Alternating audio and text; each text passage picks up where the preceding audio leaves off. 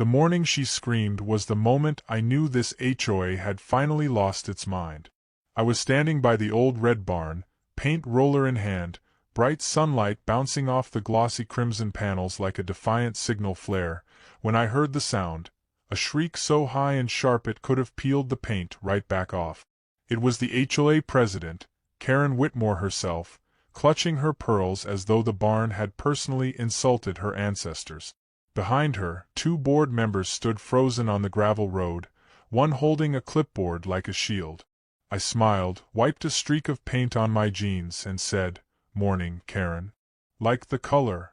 That was the hook. That's when everything began to unravel faster than a cheap sweater in a barbed wire fence.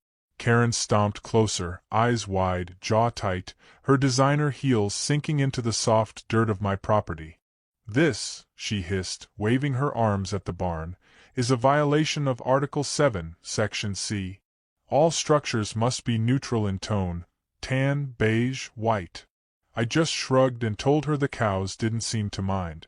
The absurdity of it all tickled me because this wasn't a subdivision, it was a 10-acre property I'd inherited from my grandfather, grandfathered out of the HOA's jurisdiction, though the board loved to pretend otherwise. Karen didn't care about rules, she cared about control, and the bright red barn was a personal assault on her sense of superiority. She turned toward her lackeys, barking orders about emergency meetings and violation notices, as if my barn were a nuclear threat. I leaned on my shovel and asked if she'd like to see the deed before she embarrassed herself further, but she spun away, heels clicking, muttering something about property values and community standards. That was the day the real war began. By evening, I'd received 3 emails, a letter taped to my gate, and a call from someone claiming to be a compliance officer. The letter was classic HOA nonsense. Fines, threats, and deadlines, but it was the tone that amused me most. Failure to correct the violation may result in enforcement action, including lien placement. They wrote as if painting my own barn red was a federal offense. I decided to respond the only way a sane man could, with laughter and strategy.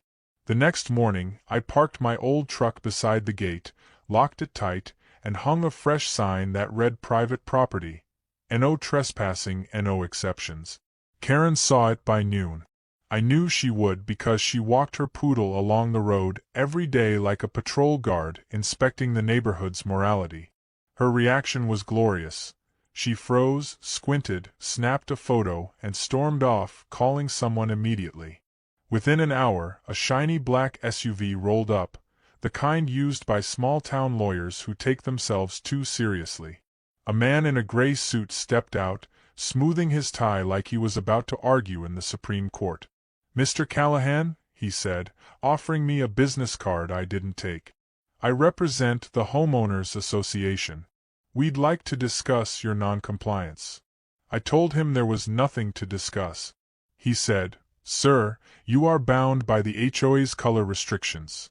I pointed at the fence line, at the weathered wooden post marking the boundary. "See that marker? That's where your HOA ends. This barn is 50 feet outside it. Been that way since 1949. My deed says so." The lawyer blinked, clearly unprepared for resistance. "We'll need to verify that," he stammered. I grinned. "You do that. And while you're at it, tell your client to stay off my land. Gates locked for a reason." The next few days were quiet on the surface, but I could feel the storm brewing. My neighbors whispered over fences. Some found it hilarious, others nervous. The mail carrier, bless her heart, told me Karen had been canvassing the neighborhood, showing photos of the barn, warning people that my rebellion could bring down property values. The gossip spread like wildfire, and soon, half the town was driving by to see the infamous red barn for themselves. It became a local attraction. People slowing down to take pictures, kids laughing, one guy even stopping to ask if I'd sell t-shirts that said, "Paint it red." That's when Karen's temper really began to crack. On the 4th day, I caught her at my gate again, this time with a clipboard, measuring tape, and another unfortunate board member in tow. I stood by the barn door, sipping coffee, watching them like a man at the zoo. She yelled across the fence, "We're documenting further violations." I called back, "Hope you brought a wide-angle lens." Her face turned the same shade as my barn, and for a moment, I thought she might explode right there. Instead, she snapped photos and scribbled furiously while her assistant tried to keep up. Then came the funniest part: she tried to open the gate. It didn't budge. She rattled it harder, shouting that she had the right to inspect the property for compliance. I told her she had the right to read a dictionary because private property didn't mean community playground. When she realized she was locked out, she turned on her heel and shrieked, "This isn't over." Her SUV spun gravel as she left. I couldn't stop laughing. That night, under the warm hum of the porch light, I thought about how something as simple as paint could cause such chaos. But deep down, I knew this was about more than color. It was about power, boundaries, and the kind of people who believe authority gives them the right to control others. I decided then that I wouldn't just defend myself, I'd expose how ridiculous this HOA had become. So I made a plan. I started gathering paperwork, digging through old records my grandfather left behind. Deeds, surveys, boundary maps, all showing the same thing. My barn was legally outside the HOA's reach. I called the county clerk to confirm it, and when she laughed and said, "Oh yeah, we've seen her complaints before," I knew I wasn't the first target. Karen had been running her HOA like a personal kingdom for years, bullying anyone who didn't fit her perfect picture. She'd find people for wind chimes, mailbox colors, even garden gnomes. I wasn't just painting a barn red, I was waving a flag that said enough. The next morning, I stood by that barn again, sunlight cutting across the fields, fresh paint drying to a perfect sheen. It looked beautiful, proud, unapologetic. From the road, I saw Karen's SUV slow down, her face visible through the window, lips pursed tight. I gave her a friendly wave and went back to painting. That was the moment she rolled down her window and screamed, "You'll regret this!" And I smiled because I already knew she would. By the time the second week rolled around, the red barn had turned into the biggest scandal the neighborhood had ever seen, and the air felt charged with the kind of energy that only comes from a community drama spiraling out of control. I started noticing cars slowing down on the main road, people pretending to check their mail while sneaking photos, and even the local handyman, Earl, stopping by under the pretense of borrowing a wrench just to ask what it felt like to have the HOA president lose her mind over paint. I told him it felt like living rent-free inside someone else's frustration. But beneath the laughter, I could tell things were escalating. Karen wasn't the type to let go. She was a control enthusiast dressed like a politician's wife, and the color red was her personal apocalypse. The first real sign that she was preparing for war came in the form of a folded envelope shoved through my gate. It was stamped with the HOA's emblem and smelled faintly of cheap perfume. Inside was a notice of mandatory hearing written in language so pompous it was practically begging to be laughed at. They had scheduled a disciplinary meeting to review and determine the consequences of noncompliance, complete with a warning about escalating enforcement procedures.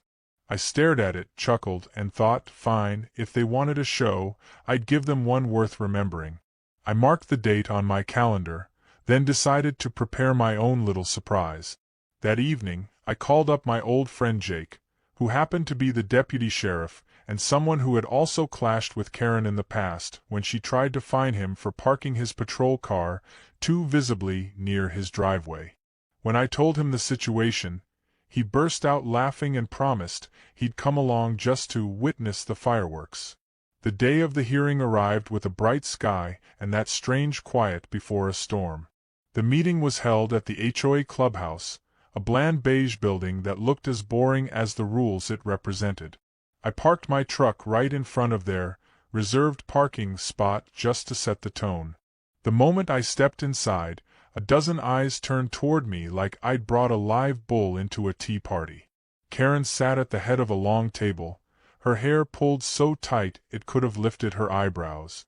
Her voice was icy calm when she said, Mr. Callahan, thank you for joining us. We'll make this brief. I sat down, leaned back, and said, "Take your time, Karen." I cleared my schedule. That earned me a few gasps and one stifled laugh from a board member who quickly pretended to cough. Karen began reading a list of alleged violations, her tone growing more theatrical with each one.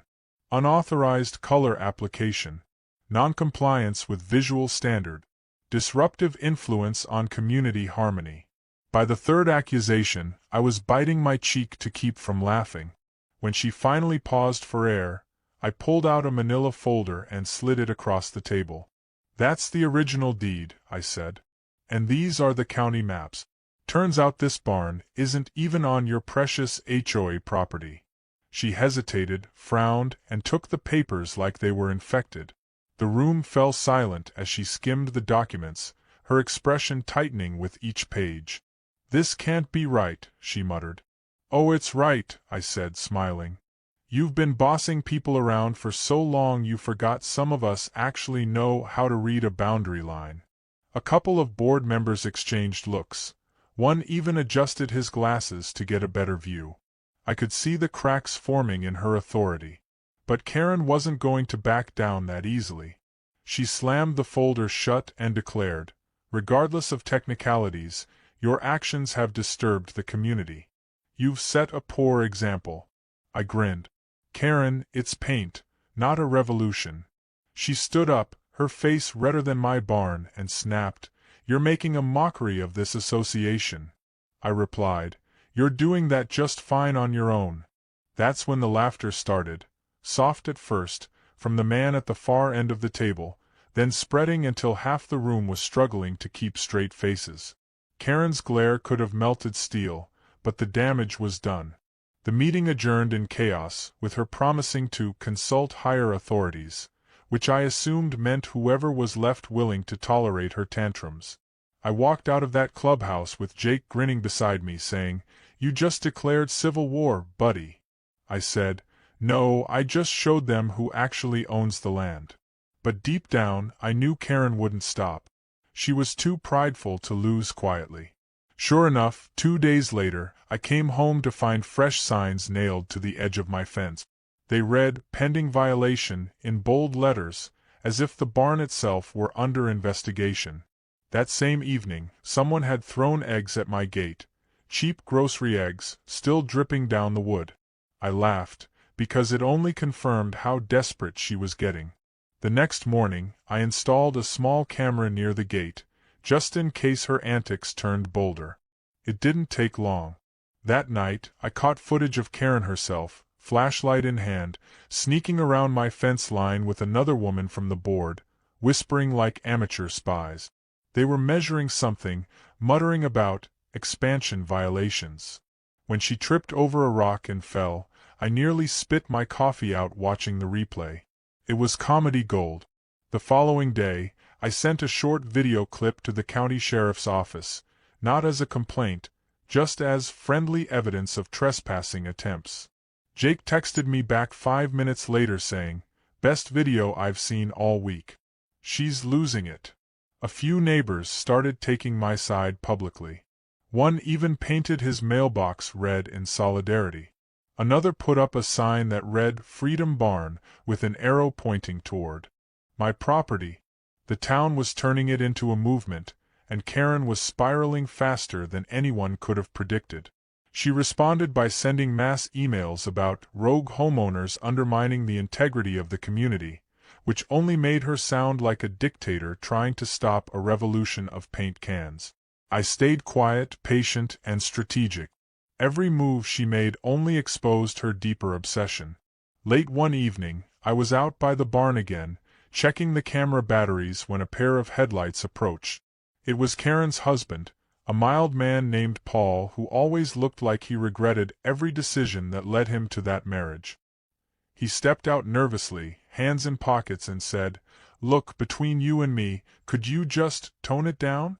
She hasn't slept in 3 days." I almost felt bad for him, but then I remembered she'd tried to file a lien on my property. "Tell her to stop trespassing and she'll sleep just fine," I said. He sighed, muttered something about lawyers getting expensive, and drove away. The next morning, the sky turned gray and heavy, and as if the weather itself was reflecting the mood, the HOA truck rolled up again. This time they tried to post an official-looking notice on my gate, but I was already there waiting, camera in hand. "Careful," I said, "that's tampering with private property." The worker hesitated, looked back at the driver, and quietly drove off. By afternoon, Karen sent me a final email, long, furious, and dripping with condescension. It ended with one line that made me laugh out loud: "You'll regret locking that gate." I looked out toward the barn, bright red against the gray sky, and whispered, "We'll see about that." Because what she didn't know was that I had already found something in my grandfather's papers that would flip this entire game upside down. The following morning began with the sound of gravel crunching under tires and a sense that the entire neighborhood was watching from behind their curtains. I had expected retaliation, but I didn't expect it to arrive so quickly or so boldly. When I stepped onto the porch, coffee in hand, there were 2 orange cones blocking my driveway and a laminated notice taped to the fence. It claimed my property access point was under review for violation of community safety codes. The absurdity of it made me laugh so hard I nearly spilled my drink. Karen was escalating her crusade, and I could feel the desperation in every move. The paper had her signature at the bottom, written in perfect cursive like she believed her handwriting carried legal authority. I pulled the cones aside, tore the notice down, and tossed both into the back of my truck. As I did, I saw movement near the hedge. 2 of her loyal followers pretending to water their plants but clearly recording everything on their phones. I waved and said good morning, just to make sure the footage had some hospitality in it. That was when I decided it was time to stop playing defense and take the upper hand. I drove straight to the county records office with a folder full of old maps, handwritten notes, and a deed signed by my grandfather in 1949. The clerk at the front desk was a friendly woman named Betty, who knew all about Karen's antics. When I explained what was happening, she let out a knowing sigh and said, "You're not the first she's tried to push around, honey, but you might be the one who finally puts her in her place." She disappeared into the back room and returned with a dusty binder marked historical zoning boundaries. She flipped it open and pointed to a map showing clear as daylight that my property lay entirely outside the HOA's jurisdiction. Then she smiled and said, "I'll print you a certified copy, free of charge. Consider it my contribution to community entertainment."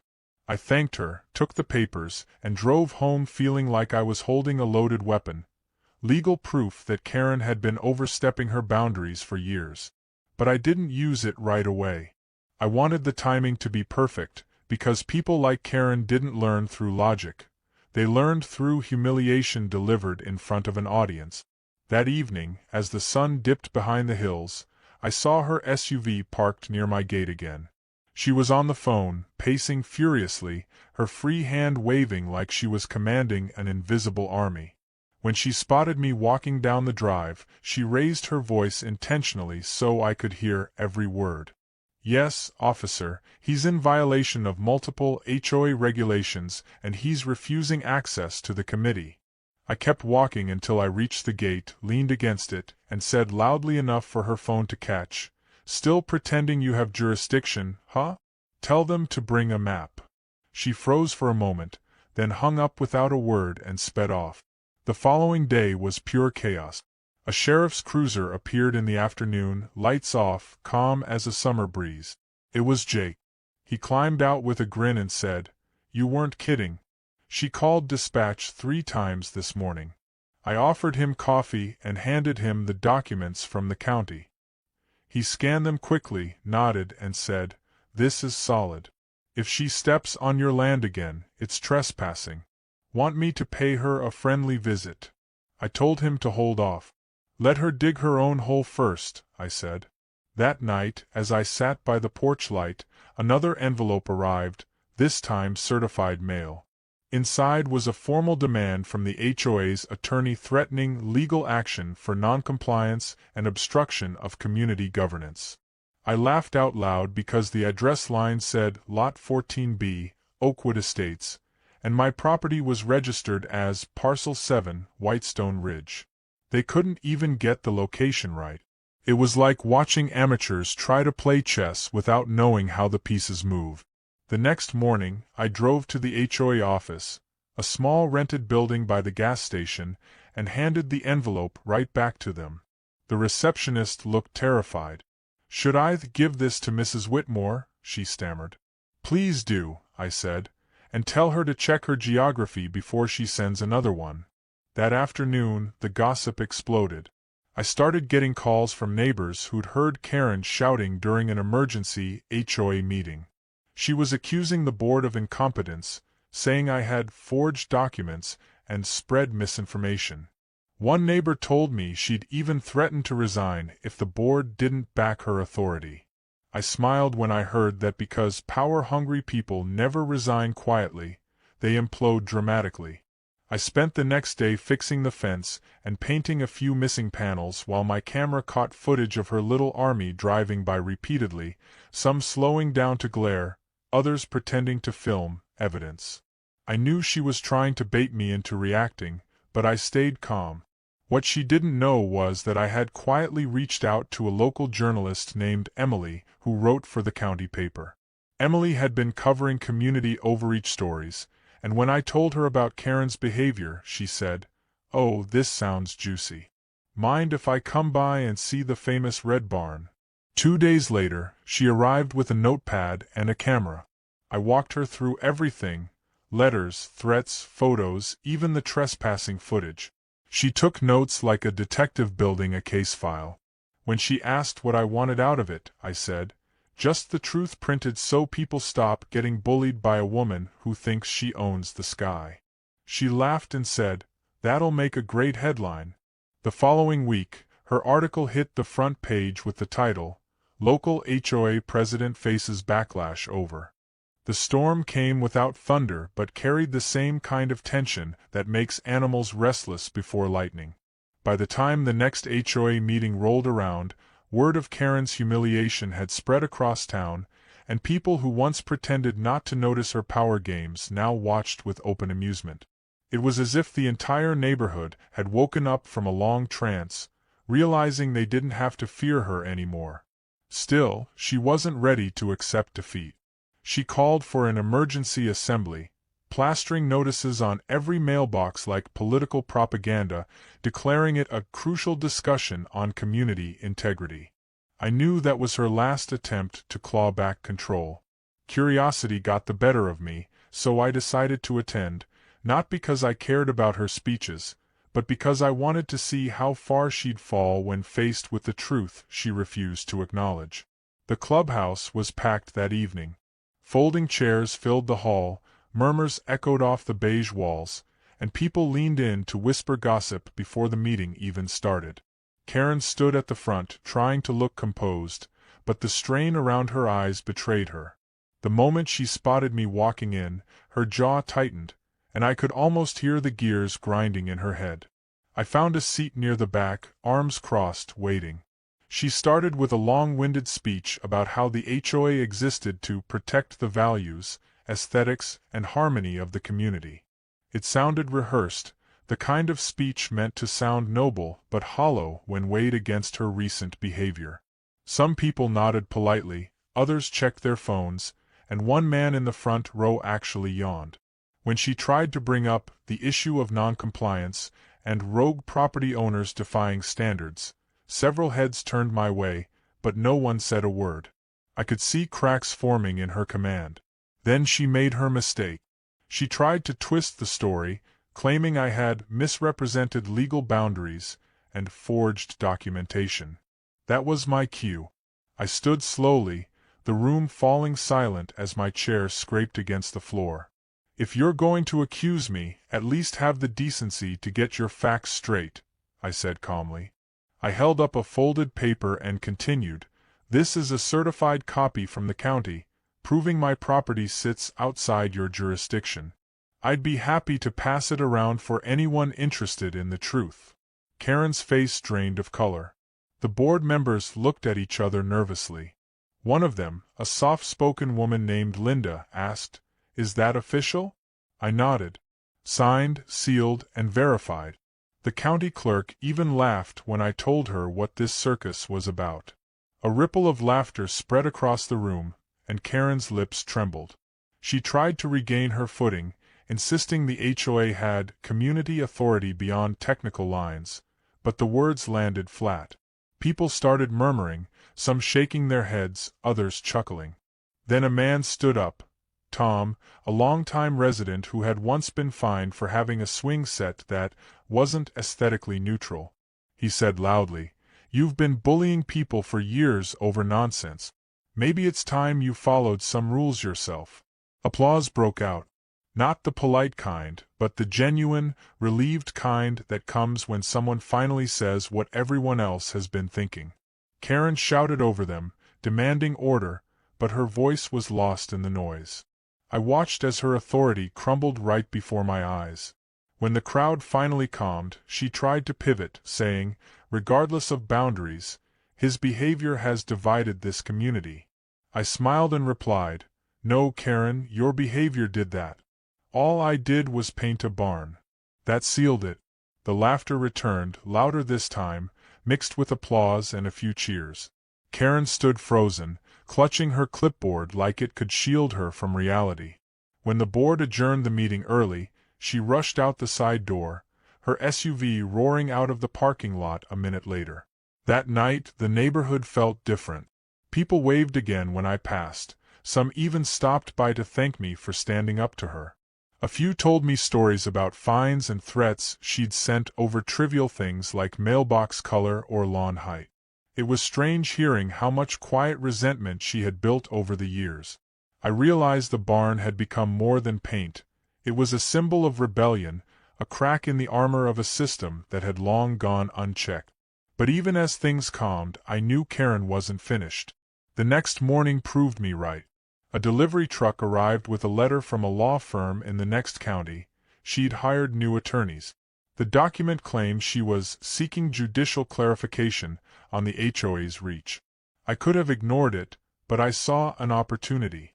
I called Jake, told him everything, and we decided it was time to make things official.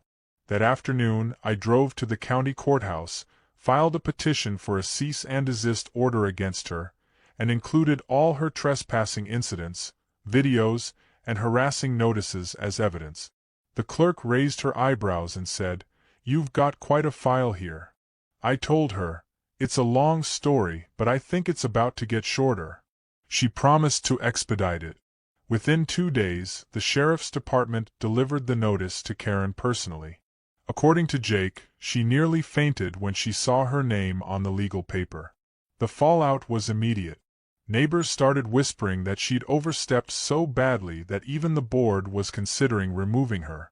Her vice president, a quiet man named Howard, sent an apology letter to everyone in the community, acknowledging recent misunderstandings. That alone told me she'd lost her support. Still, I didn't relax. People like her have a habit of lashing out hardest when cornered. My instinct was right again. 3 nights later, I woke to the sound of metal scraping. I grabbed my flashlight and headed outside. Someone had cut through part of my fence again. Only this time, the gate chain wasn't just broken, it was missing entirely. My truck headlights caught fresh tire marks leading toward the back of the property. My stomach twisted. I followed the tracks until they disappeared behind the barn, and what I saw made me freeze. Someone had splattered gray paint all over the red panels, like a vandal trying to erase the color itself. My chest burned with anger. I took photos, checked the cameras, and sure enough, there she was. Karen, wearing gloves, splattering the paint while muttering under her breath. The footage was damning. I could have called the police right then, but instead, I decided to let her hang herself with her own rope. The next morning, I uploaded one still frame to the community group chat. The image of Karen caught mid-vandalism spread faster than wildfire. Within an hour, everyone was talking about it. By noon, she'd deleted her social media account. By evening, the board had called an emergency session, this time without her. The following day, I watched from the porch as a moving truck pulled into her driveway. The Queen was abdicating. She loaded her boxes silently, head down, avoiding eye contact with anyone. When the truck rolled away, the street felt lighter, like the air itself had been cleared of something foul. That night, I sat on the porch under the stars, looking at the barn streaked with gray and red, the scars of her final tantrum still visible. But I didn't repaint it right away. I left it as it was for a while, a reminder of the madness that came from one woman's obsession with control. The gate stayed locked, the cameras stayed rolling, and for the first time in months, the only sound on my land was the wind rustling through the trees. I thought it was over, that peace had finally returned, but I didn't yet know that the next twist would be the most shocking of all, because what Karen left behind in her rush to move out would change everything I thought I knew about the HOA and why she had fought so hard to control my land. When I went to the gate the next morning, I saw the envelope lying there, half soaked in dew, its corner stamped with the same HOA seal that had haunted me for weeks. I thought it would be another threat or complaint, but when I opened it, there was nothing inside except a key and a single line typed in the center of the page that read, "You'll need this more than I ever did." It didn't make sense at first, but the handwriting on the envelope was Karen's, and that meant she hadn't really disappeared. She'd just moved her war underground. I turned the key over in my hand and felt a strange chill. It was old, brass, heavy, and engraved with a faint number, 17B. I didn't have any lock like that on my property, so curiosity got the better of me. I went back inside, spread out the old maps and deeds on the table, and began scanning for anything that could match. That's when I saw it, a tiny marking near the creek behind the barn labeled 17B Utility Access. I'd never noticed it before because it sat right on the line where the old property met the HOA boundary. I decided to check it out. The grass back there was overgrown, the ground soft from the last rain, and as I pushed through the brush, I stumbled upon a rusted hatch buried halfway under the earth. It looked like some kind of old maintenance door. I brushed off the dirt and saw the same number carved into the metal. The key fit perfectly. When I turned it, the hinges creaked and a gust of stale air hit me. A wooden box sat inside, sealed tight and covered with cobwebs. I hauled it out, cracked it open, and inside were stacks of old papers, receipts, and what looked like decades-old meeting minutes. At first I thought it was random junk, but the top sheet made my heart race. It was a property transfer agreement dated 1974, signed by the founder of the HOA, transferring a large section of land, including my entire valley, to a Callahan family trust. My last name. My grandfather's. My land. I realized then that this wasn't just a petty feud over paint. This was about control, about ownership, and about a piece of paper that proved Karen had been fighting for something much bigger than appearances. I sat down on a rock, reading through page after page. The documents showed that the HOA had been built on land my grandfather technically owned, but had leased for community use under a 50-year agreement. That agreement expired 2 years ago, which meant, legally, the entire HOA now sat on my family's property. My heart pounded as the implications sank in. Karen must have found these papers during her time as president. That explained everything, her obsession, her rage, her desperation to make me look like the villain. She had known the truth and tried to bury it before anyone else discovered it. Now I had her secret in my hands. I locked the box back up, took it inside, and scanned everything for copies, just in case. That evening, I called Jake and told him what I'd found. His reaction was a low whistle followed by, "You realize this could flip the entire HOA upside down, right?" I told him I was counting on it. He offered to connect me with a lawyer friend who specialized in land disputes, and within an hour, we were sitting in my kitchen going through every document line by line. The lawyer, an older man named Thompson, kept muttering "unbelievable" as he flipped through the papers. Finally, he looked up and said, "If this is authentic, and it appears to be, you technically own the ground under that entire subdivision. Every lot, every street." They've been sitting on your land rent-free for 2 years. I sat back stunned. The absurdity of it made me laugh. So, what you're saying, I asked, is that the HOA's been fining me for painting my own barn while living on my property without permission? Thompson nodded. Legally speaking, yes. I felt a strange mix of anger and amusement boiling up. Karen's entire empire was built on land that no longer belonged to her organization. I decided to play it smart. Instead of announcing it, I'd let her trap herself one last time. Over the next week, I acted as if nothing had changed. I repainted the barn to its full bright red glory, fixed the gate chain, and even waved cheerfully when HOA members passed by. But behind the scenes, Thompson was preparing the paperwork. He filed a public notice with the county that officially reinstated ownership of the land to the Callahan Family Trust. It was only a matter of time before the HOA received the news. The explosion came sooner than expected. I was sitting on the porch one afternoon when 3 SUVs pulled up in a line like an invading convoy. Karen was in the front seat, her hair perfectly combed again, face pale but composed. She stepped out holding a stack of papers and shouted across the gate, "You think you've won? You can't just take this community from us." I stood up, hands in my pockets, calm as ever. "Karen," I said, "I didn't take anything. You were just borrowing it for half a century." She slammed the papers against the fence. "We'll fight this in court," she screamed. "Then I'll see you there," I replied. The sound of her SUV door slamming echoed through the valley. That night, as I sat by the window watching the moonlight reflect off the barn, I felt something shift. For the first time in months, I wasn't just defending myself. I was holding all the cards. The next morning, local news vans appeared at the gate. Apparently, someone had leaked the story from the courthouse filings, and by noon, everyone knew that the HOA had been operating on expired land rights.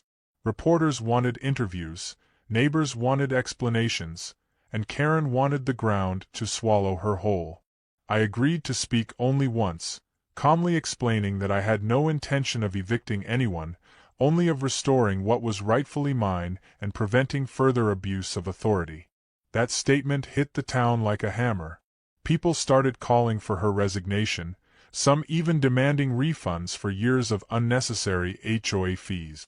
Karen tried to hold a press conference to spin the story, but it backfired spectacularly when one reporter asked her point-blank why she'd been fining people on land she didn't legally control.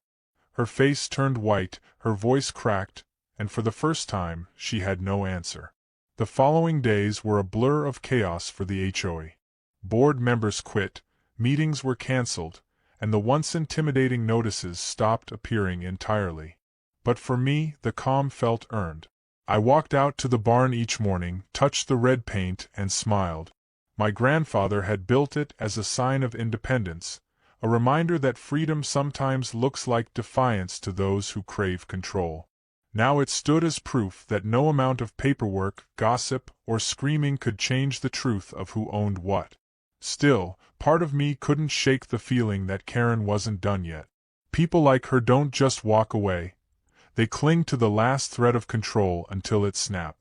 And judging by the silence that followed her disappearance, I knew she was somewhere plotting her final move, one that would either destroy me or destroy herself trying.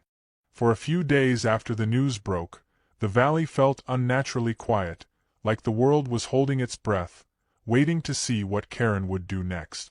The HOA office was locked up, the once frequent patrols had stopped, and for the first time since this entire mess began, no one came near my gate. It should have felt peaceful, but the silence carried a kind of tension that made me uneasy. I knew Karen's pride too well to believe she would fade away quietly.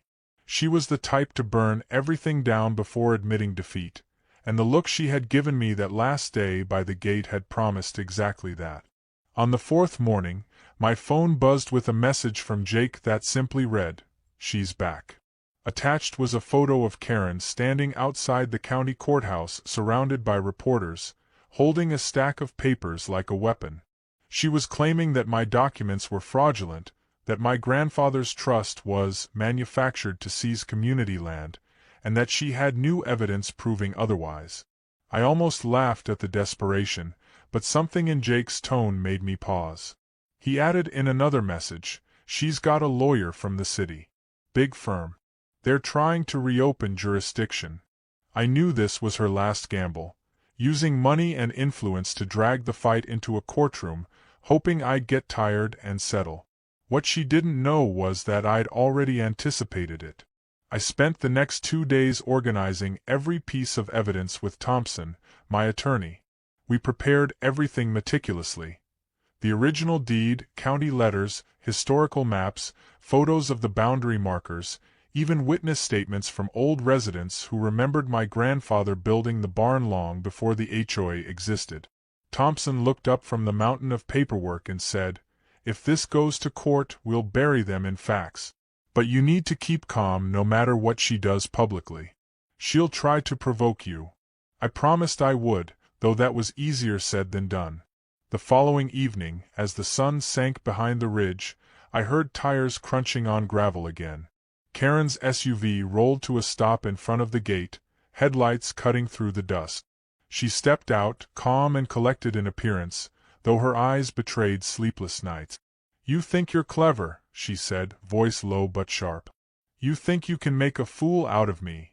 I stayed silent. She walked closer to the gate, gripping the metal bars. "You won't win. I've spoken to the city council, to the planning department, even to investors. This entire community depends on that land. If you take it, you destroy everything."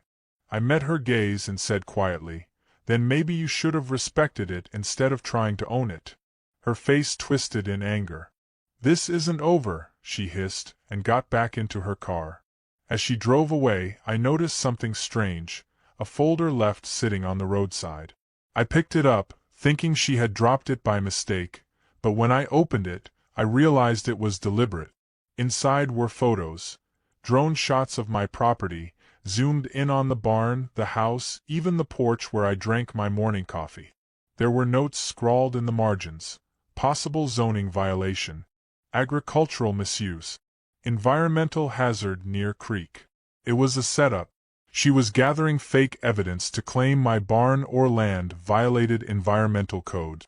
I took a deep breath and walked inside, more determined than ever to end this once and for all. The next morning, I filed an injunction to prevent any further claims or surveys on my property without a warrant. The court accepted it immediately, which meant her drone operation had officially become illegal surveillance. Jake promised he'd make sure her little spying campaign came to light if she tried anything further.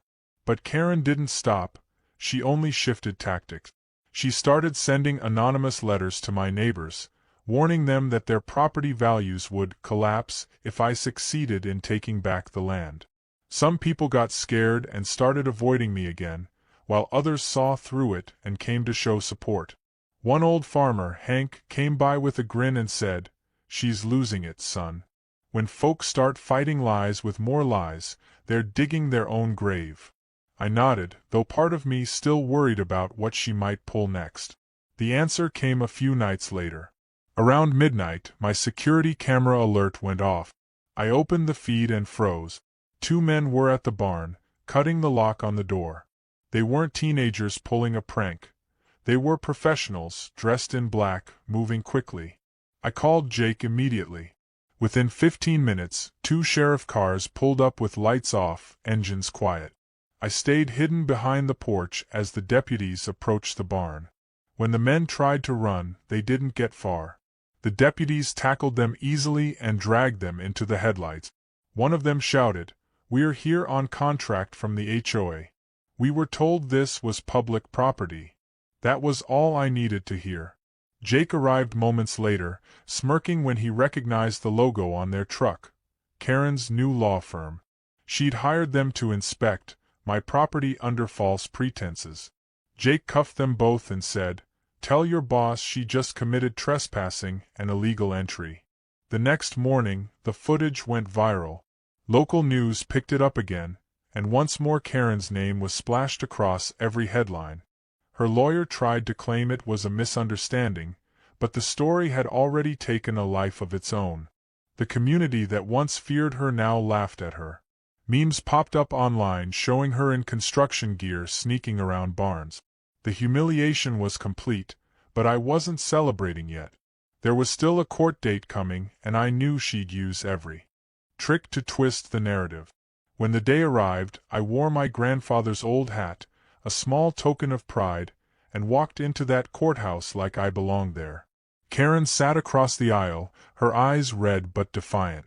Her new attorney spoke first, painting her as a victim of documentation errors and boundary confusion. It sounded smooth until Thompson stood up.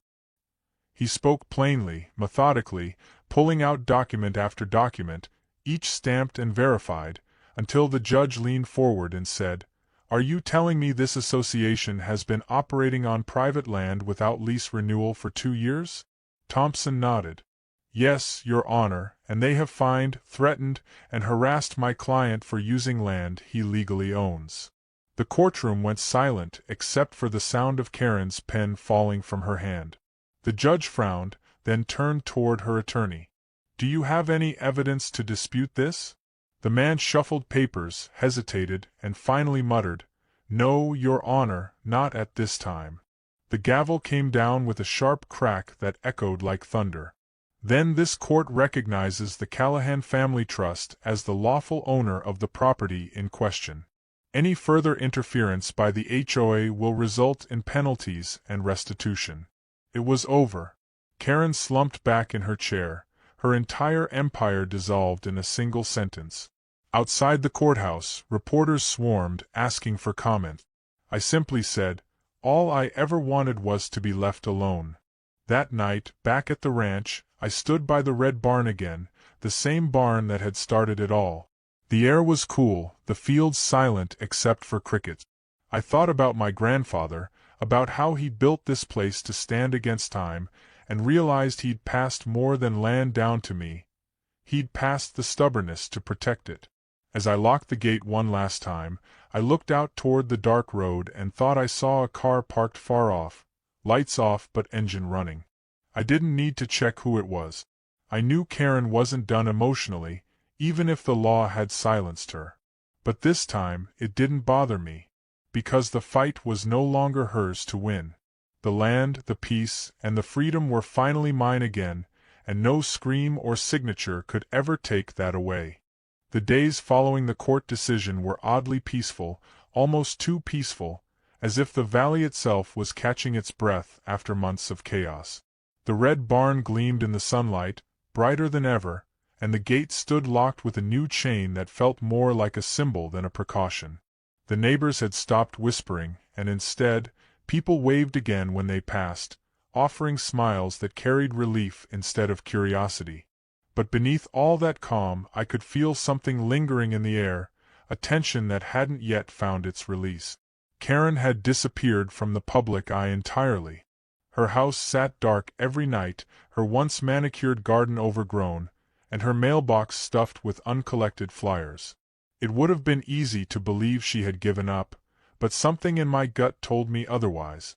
People like Karen didn't vanish quietly. They brooded, waiting for a final act to reclaim control. I spent those first few quiet weeks rebuilding everything she'd tried to break. The fence was reinforced, the barn repainted to perfection, and the land cleared of all the debris left behind by her hired intruders. Life began to feel normal again. Jake stopped by every few days just to joke about how the town paper was still running letters to the editor about the Great Red Barn Rebellion. Even the sheriff's department got a laugh out of it, though Jake warned me not to underestimate her silence. He said, "When folks like that go quiet, they're thinking of something loud." I took his advice seriously, kept the cameras rolling, and made sure every inch of my land was documented and protected. Then, one evening just before sunset, the quiet finally broke. I was in the barn checking the hinges on the main door when I heard the sound of gravel crunching again. I peeked through the window and saw an unfamiliar car parked at the gate. A man in a suit stepped out and held a clipboard. He called out, "Mr. Callahan, I'm here from the State Development Office. May I have a word?" That immediately put me on edge. I walked out to the fence but didn't open it. "State Development Office?" I asked. "That's right," he replied, smiling too politely. "We received a proposal to rezone parts of this valley for community redevelopment, including your property. I just need to confirm some boundaries." My chest tightened. Rezoning meant only one thing. Someone was trying to take legal ownership again, just from another angle. I asked who submitted the proposal, and he hesitated before saying, "It's listed under a private initiative led by former HOA leadership." Karen. Of course it was her. I told him firmly that my land was protected under private ownership, handed him a copy of the court order, and told him to leave before I called the sheriff.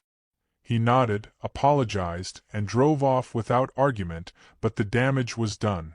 Karen had found a new way to fight. She wasn't coming after me directly anymore. She was trying to use government loopholes to undermine my ownership. That night, I sat with Thompson and Jake, going through every possible scenario. Thompson assured me the rezoning couldn't override the deed, but Jake wasn't convinced she'd stop there. "She's desperate," he said. "If she can't win legally, she might try to ruin you another way." His words came true faster than either of us expected. 2 days later, a fire broke out near the old creek bed. The flames were small but close enough to the barn that I smelled the smoke before I saw it. I grabbed the hose, called the fire department, and worked with the neighbors to keep it from spreading. It took an hour to put it out, but when the smoke cleared, I found something chilling: gasoline-soaked rags stuffed under a pile of brush. It wasn't an accident. Someone had tried to burn me out. I showed the evidence to Jake, who went quiet for a long moment before saying, "We're treating this as arson. And I think we both know who we're looking at." The investigation moved quickly, and while they couldn't prove Karen's direct involvement yet, one of her old board members was caught on camera buying gasoline that same morning. He cracked under questioning and admitted Karen had offered him money to scare me. She'd told him to start a controlled fire, just to get my attention. Controlled or not, it was enough to put her in handcuffs. When Jake called to tell me they'd arrested her, I didn't feel the triumph I expected. I just felt tired. It was like watching the final scene of a play that had dragged on too long. Still, the relief in the community was immediate. People gathered at the diner the next morning talking about how justice had finally caught up to her. Some felt sorry for her, others didn't, but everyone agreed that the valley could finally breathe again. I didn't go to the courthouse that day. I didn't need to.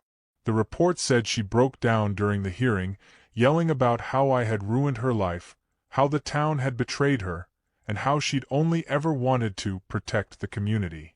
The judge ordered her to stay away from my property indefinitely, and she was fined heavily for harassment, trespassing, and reckless endangerment. The HOA dissolved officially 2 weeks later. Its assets were liquidated, its board disbanded, and its bylaws declared void. The signs that once bore its name were torn down, leaving only holes in the posts where authority used to live. That should have been the end, but one final moment remained, one last chapter in the strange story of the Red Barn. A month later, while clearing out some of the last debris near the creek, I found something half buried in the dirt, a small wooden plaque with faded letters that read, "In memory of Eleanor Whitmore." It took me a moment to recognize the last name. Whitmore. Karen's maiden name. Beneath it, an old date, 1973. The year before the property lease had been signed. I took it to Thompson, who confirmed that Eleanor Whitmore was Karen's mother. She had been one of the original founders of the community before the HOA ever existed. Suddenly, everything made sense. The obsession with control, the desperate need to preserve the land, the hatred toward anyone who defied the old rules. Karen wasn't just fighting for power, she was fighting a ghost. She'd grown up believing the valley was her mother's legacy, and my family's ownership shattered that illusion. That night, I walked to the barn again, plaque in hand, and stood beneath the same red walls that had caused so much chaos. I didn't hate her anymore. Pity, maybe, but not hate. I placed the plaque against a small oak near the fence and whispered, Your daughter can rest now. It's over. The wind picked up through the trees, carrying with it the faint creak of the barn door, and for the first time, I felt a strange kind of peace settle over the land. The next morning, the valley was bright again, the sun breaking over the hills, the grass shimmering like nothing bad had ever happened here. Jake stopped by with coffee, leaned against the fence, and said, "So, what now?" I looked at the barn, smiled, and said, "Now I live." The gate stayed locked, but not out of anger anymore, just as a reminder that some battles are worth fighting not because you want to win, but because some things are too important to surrender. The red paint glowed brighter than ever in the morning light, and for the first time since it all began, I felt truly free. When spring came, it felt like the valley had finally learned to breathe again. The grass grew thicker, the trees bloomed heavier, and the air carried a peace I hadn't felt since before all this began. The barn stood proud at the center of it all, bright red against the rolling green, like a victory flag that no one could tear down anymore. Life slipped back into rhythm, steady and simple. The mornings were filled with the sound of birds instead of confrontation, and evenings were quiet enough that I could hear the creek running behind the fence.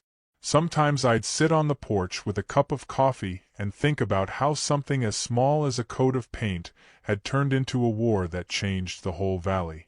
But that's how life works sometimes. Chaos begins where logic ends. Karen hadn't been seen since her sentencing.